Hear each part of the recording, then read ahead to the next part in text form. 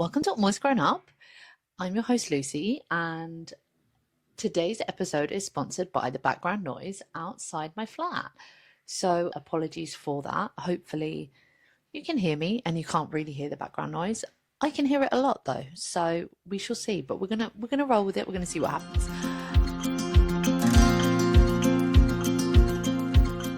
So today I want to talk about planting the seeds of play and wonder, and it's springtime. I'm full spring vibes right now. Like I even went out without a big coat on the other day, which was very exciting. Um, but in this spring season, I think it's a really lovely time to think about what seeds we want to plant. And for me, one of the things that has been coming up is this idea of like how I can add more silliness in general, like how I can really embrace this like playfulness and wonder on a regular basis, like designed into my life. Um, but it's kind of easier said than done. So I wanted to explore a few different experiments, and instead of trying to force a specific thing to grow, just kind of like throw some seeds on the ground and see what happens. I love gardening as a metaphor because it kind of puts you in this space where you don't really have control, but you are allowed to nurture. You are in that role of kind of nurturing a thing and practicing a thing and watching and observing a thing. But really, whether it happens or doesn't happen is not completely in your control. And so you have to be able to like hold space for the flexibility, for the compromise, for the excitement, for the surprise of what grows and what doesn't. Um, and I love how that works with the idea of play and wonder, because I think my experience so far is that with play and wonder, you create the conditions. With art, you create the conditions, right? You don't really, sorry, that was so noisy. I moved my stool. Um, yeah, so with play and wonder, you create the conditions. With art, you create the conditions, but you don't really control the outcome. And I've been reading this book, which I'm going to talk probably a lot about today, Art and Fear by David Bales and Ted Orland. And I know I mentioned it in the previous podcast as well, because I've been on a little bit of a kind of deep dive into this book, I guess. And one of the really strong things that is coming back for me is like, oh, I don't get to decide really how this artwork ends up. And the gap between how I envision it and what it's going to be like just will exist. And it's kind of going to be a surprise. So what I need to do is practice enjoying the journey. And I actually think the same goes for parenthood as well. This idea of I don't have that much control over many things that my son does or feels or is going to experience, but I can pay attention. I can create as much as I possibly can the conditions that I think will be fun or good or beneficial for him. And then I just need to let him go and play and wonder and get curious. And so that's why what I want to explore today is what would it look like to create the conditions for ourselves, and how might we think about creating these conditions, and share a little bit about the experiments that I've run and yeah, what I found out from them. So I decided to introduce or plant three little seeds. One more in the space of just general day to day, another one in maybe a work or artistic context, and the other one more as actually self-expression and identity, which is just a huge theme that at some point I'm probably going to talk about. But the first seed was like, how do I introduce a little bit more daily silliness? Because I've had this idea in the background that I think somehow silliness could maybe save the world a little bit. And I wanted to find ways, just like tiny ways that weren't forced or, well, I don't know actually. That's the interesting thing, right? Because in some ways they were forced, right? I was thinking about, I'm going to do this thing. But I guess it's like nothing over the top, nothing this like huge change in personality, for example, but more just small things. And one of them, for example, was carrying around like a little figure. I don't know if you can see her. Wait.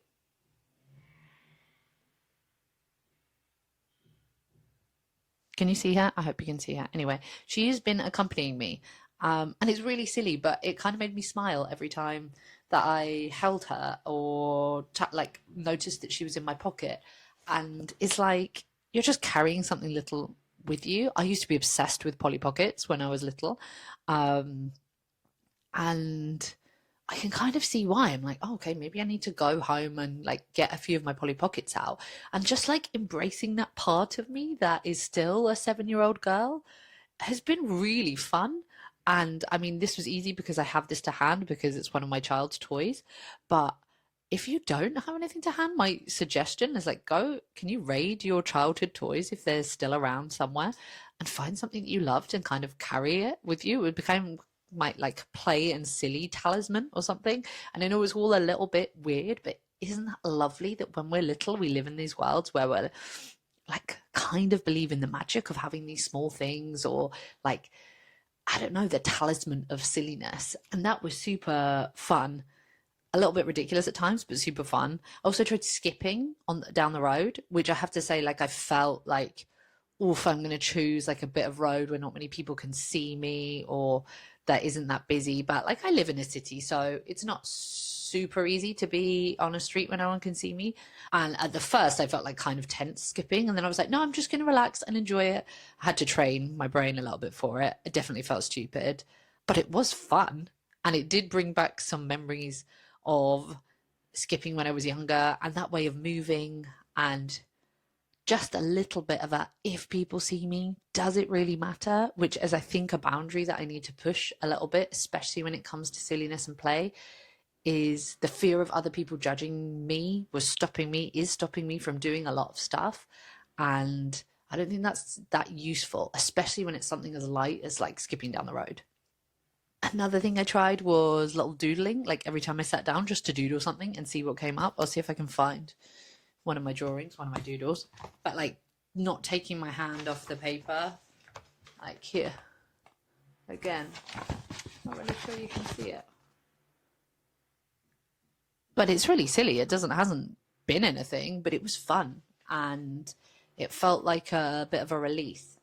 And I think in some ways that's the role that silliness can play a bit. Or my takeaway is it was a reminder that I can do things differently, that I can try new things, that things don't need to stay stuck in the same way, and just to hold things a little bit more lightly. So that was my like silliness experiment one, like a light touch, fun one. I have been really called recently to do some stop frame animation. It was something I loved when I was younger, and I don't really know when I stopped doing it, probably when I started working properly and it was like not really much time to make stop frame animations. And then during COVID, during lockdown, I made a couple of stop frame animations. One with some boxes from Amazon where they kind of like had this little relationship. I feel like it said a lot perhaps about my mental state and potential loneliness at that point in time, but it was actually really fun making it. And so I've been really cool to do that. And I had the joy of coming across a video that I had made with my friends when I was a teenager, maybe 14, 15 years old. A huge shout out to my dad for having kept this on a drive somewhere where I could actually access it. And it was just such a joy to watch that, just like complete creative freedom, all the copywriting music, all of the tropes from whatever films that we were watching at the time that was influencing us. But it just was fun. It was just playing around. And I've had a real urge to do that. So I've decided actually this month I've been really working on doing a lot of writing around identity. And one of the pieces that came up, I was like, I'm actually just going to turn that into an animation. And so right now I'm in that space of trying to make something and I'm finding it uncomfortable. Like if I'm really honest, playing around in this area feels exciting when I think about it, but when I actually sit down to do it, it's really difficult to get started because the gap between how I want it to look, like how I can see it in my head, and my skill or ability to get it there. I've been working with Procreate Dreams and actually doing it as a bit of a 2D animation slash collage animation. So I'm kind of like doing digital stop frame or adding some stop frame into what is a digital animation. So it's a bit messy and I'm not sure how it's going to work out. And I find that difficult because I want to know that if I'm putting time into it, it's going to be good. go back to the past episode, right? Scared to make bad art. I think I'm currently embarking on a big project that takes time and will end up being bad. And yeah, I'm learning. I think that there isn't going to be a right way to do it. It will just be the getting it done. And something that has come out a lot of this Art and Fear book that I've been reading, again, I will probably talk about it a lot, is this idea that you just show up and do the work, and you ask the questions to the work, like, should it be done this way? Try it, and then do it again another way. And I'm struggling with the fact that that is time consuming, and I'm struggling with the fact that I'm not there yet and it's not done and I want it to be done. And the idea, the vision in my head of that finished artwork is amazing. And the reality of getting it there just seems impossible. And so I don't want to think too much about the process. I don't want to spend that much time on the process. And this whole realization of like, oh, this is the doing of the work and this is what the uncomfortableness will look like. And that is not abnormal. That is what it is to be trying something new, to be pushing your art in a different direction, to be seeing if you can make art in that space. And in some realm, it all seems ridiculous because I could probably make it with AI and then it would be done. But I think that says a lot about why we want to still sit down and make art, right? Because it doesn't feel like it would be my art if I'd made it with AI. And I don't think it would give me any of the joy, because really, in my head, I want the finished artwork, but I think what I really want is the satisfaction of having tried something and see what I can make. And so I guess my takeaway from this experiment is silliness can be really uncomfortable. And especially when it is in a realm of work and newness of working, it can feel unknown. And there's a lot of like, I do not know what I'm doing here. And that can be quite freezing. You can just like not move because you're scared of, or you just don't know, which is all fair. So the call out I've been trying to do for myself is just throw things at the wall and see what sticks and just keep trying. And I think I want to delve more into that next week and see what happens. And at some point, hopefully I will share what I made in its like badness, all encompassing whatever it is. I will try and share that, because I think it's important to show your work in progress at some points and be able to say, hey, it's okay. It's okay. The point was the making. The point was the joy and the play and the silliness.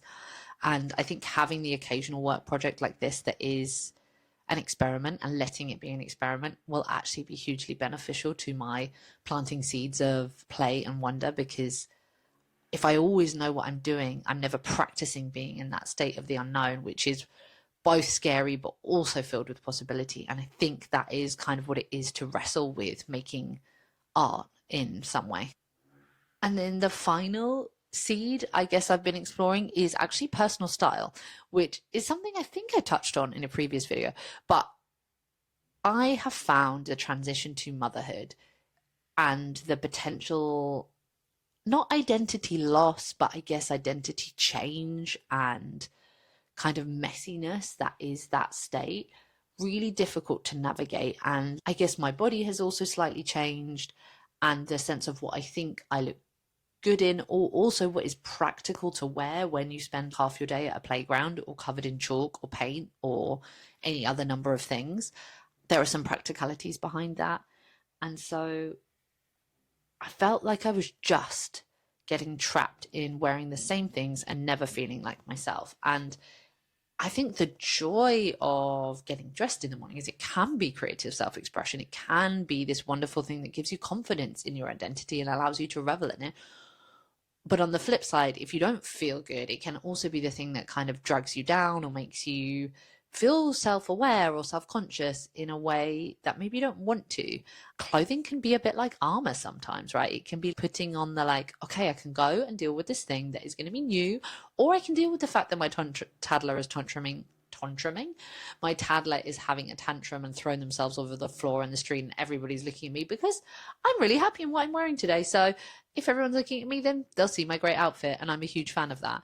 And I remember when I was younger, it used to feel playful. Getting dressed used to feel playful, especially when I was like late teenager, I would spend so much time and have so much fun just like shopping my own closet and being like, oh, this goes with this goes with this, let's play around with that, let's add an accessory here, let's do these shoes, I could dress up as this type of person. And so over these last couple of weeks, I've been trying to experiment with that a little bit and get over this fear of getting it wrong and feeling stupid and being seen maybe as too much or trying too hard. And so the hack for me has been to approach it like a creative experiment, to almost approach it like this silliness experiment, or like creating a piece of art, right? It's like actually creating a set of uniforms or like formulas, I guess, that I can go back to that feel like different artwork, so to speak, that I can try on to give me the confidence. Today, as you can see, I'm dressed as a farmer. I've got my dungarees, and I'll show, like, farmer is big, like farmer is kind of like #1 style because it just works so well with my life. So the process I adopted was to, one, just like clear out half my closet. I didn't throw anything away. It's just all in a big bag that's sitting in the bottom of my closet, because also I had everything from summer there, and it was all just in one place and I couldn't really see what I had, and it felt quite overwhelming. So simplified because I think I needed less choices. And then two, I just tried dressing up as a different character or vibe every day, and I planned it all in advance. And then the second week I tried those same outfits, and then I tweaked them based on how I'd felt the first week. So this is farmer, and right now I'm not wearing it, but when I went out or when I'm outside, had a little like neck scarf, which is like even more farmer vibes, but I liked that it was bright. I liked that it gave contrast to what was like at other points could feel like maybe a bit not drab but dark. And I've also realized like dark with something bright, super fun, which allowed me to just delve into a little bit of jewelry making and getting into those just colorful, silly, playful, almost like necklaces that I would have worn as a child or loved creating as a child. And again, I found when I was doing this that the real fun and the silliness, and where I felt most like myself, was when I tapped into this 8-year-old, 9-year-old version of me that was just so much more playful, so much more willing to be brave, just really cozy down in the love of color, in the love of playing around and getting dressed up, you know, dressing up as a character and trying that on and seeing how it felt. And I guess if I say anything, my takeaway from it has been, do I still need to figure this journey out? 100%. I am nowhere near feeling like I have nailed what I want to wear all the time at all, or got this sense of, oh, I found my sense of personal style again. And I think that's going to personally take me a while, especially as I'm trying to do it away from the algorithm. And I think the easy thing to do is to follow, you go on Pinterest or you go online and you look at what other people are wearing and you can modify those outfits. But somebody on YouTube, I'm trying to think of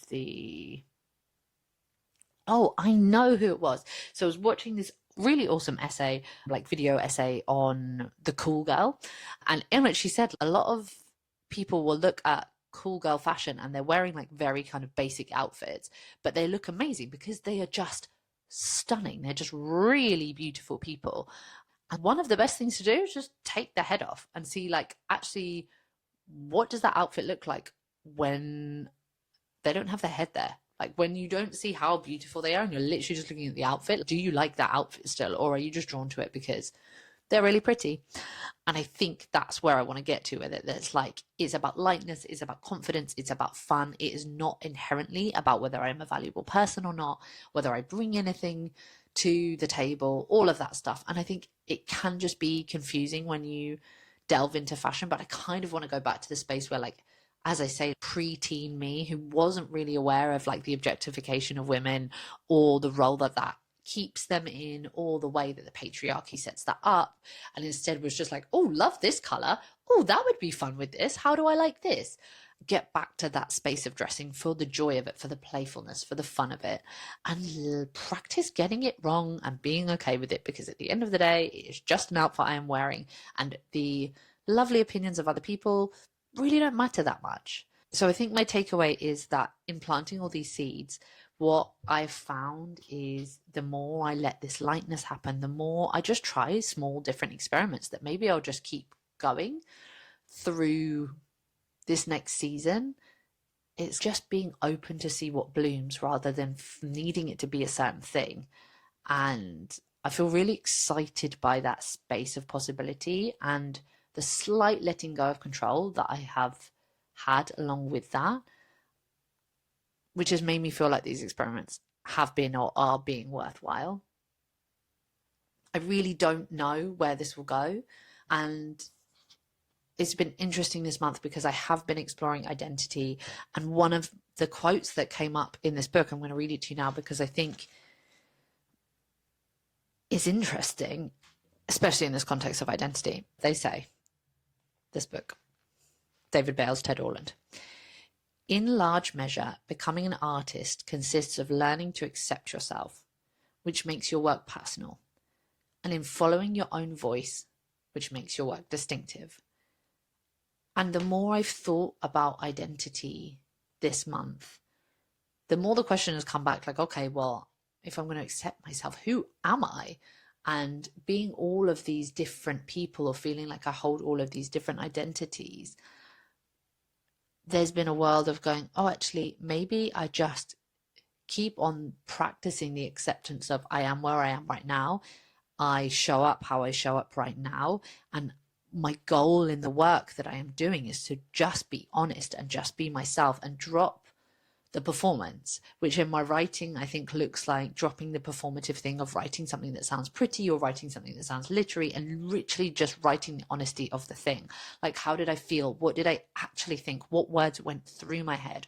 Or what in this situation is honest for this character, is honest for this moment? And then when it comes to doing the podcast, for example, actually just showing up and thinking things through with you, not being polished, not worrying about looking a certain way or what I say or how people are going to think. Because at the end of the day, like, I have a very small audience and I love you so much. Thank you so much for being here. It's like genuinely makes my day. So I really appreciate you watching. And if you've watched to this point, I love you so much. Thank you. And I think when it comes to presenting ourselves online, is dropping the presentation, dropping the performance, dropping the, like, I need to be this thing in this way because that's what people think of me, and starting to just realize nobody really thinks of me at all. So, well, I can be whatever I want, which would be really nice if I could just turn up as me, whatever that means. And then I've just been off social media, which has been really nice because I think, especially with the style stuff, it's like I realized my style has been so influenced and there is this consumer drive to look like everybody else and like what other people are liking. So when you walk into a shop, you want to buy everything because you're like, oh, these are all the styles that I love. This is what I've been thinking about getting. This is the very thing that my outfit, is missing. So I've been trying to step away from that. But also I realize, like, every time I go to post, I'm there being like, okay, I'll go and post something thinking, oh, this would be fun to share. In that, like, I would genuinely just want to share this with my friends. And then I'll be like, oh, did I write the right caption? What should the hashtag be? Should I filter that photo? Blah, blah, blah. And it becomes a performance. It switches so quickly from like, hey, this is Maria on my desk in the sunshine. Isn't that fun? To like, oh, have I got the right angle? Is that saying something? What are people going to read? And it happens just without me thinking, without me wanting it to be like that. And I realized this holding of myself to be in a certain way gets in the way of silliness. It gets in the way of play. It gets in the way of wonder because everything's going through this filter of what will people think, what will people say, what will people do. And I realize the only filter I want to be applying at the moment is, do I think this is going to make the world a better place? Yes or no? That's the filter. And hold it lightly. Hold it really lightly and playfully and just explore, because I think that's what I want to do with my seeds for this year.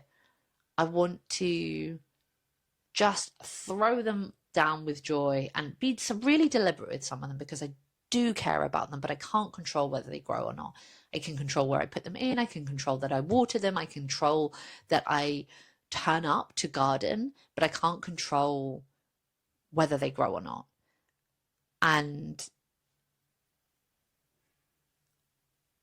I think that is what this year is about for me. That and the how how do I want to think about hope when the world feels like it feels? And can I scatter a load of seeds in all different directions that feel hopeful, that feel positive, and see if any of them grow into something that might help solve or make positive change to the absolute, excuse my language, show that is going on right now in the environment, in the countries that are at war, in people being attacked, in genocide, in all of the horrific things that we are facing on a daily basis, because the world is heavy and it is hard.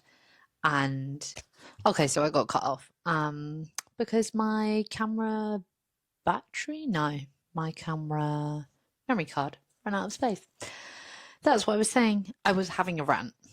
Anyway, so I'm not going to finish the rant that I was having, but suffice to say, I think the point I was trying to express was that the world is hard and complicated. We cannot control a lot of it, but we can garden as much as possible, in that we can throw seeds onto the ground and hope that with water and care that some of them will flourish. We do not get to control how or what they will look like, but we get to control the conditions of trying.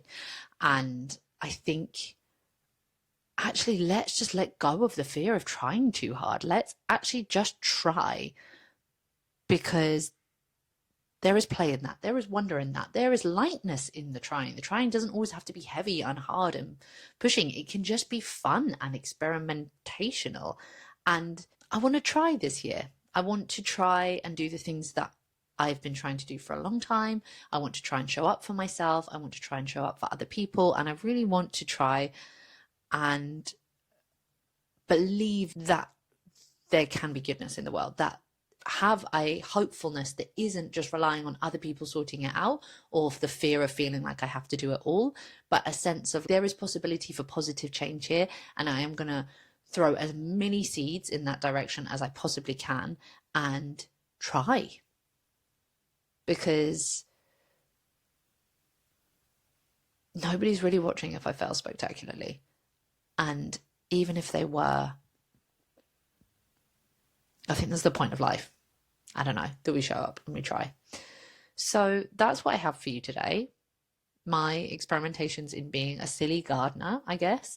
And my hope for you is that you maybe try and throw some seeds. I would love to hear what seeds you'll want to scatter or plant this year, what you want to try for or try to do.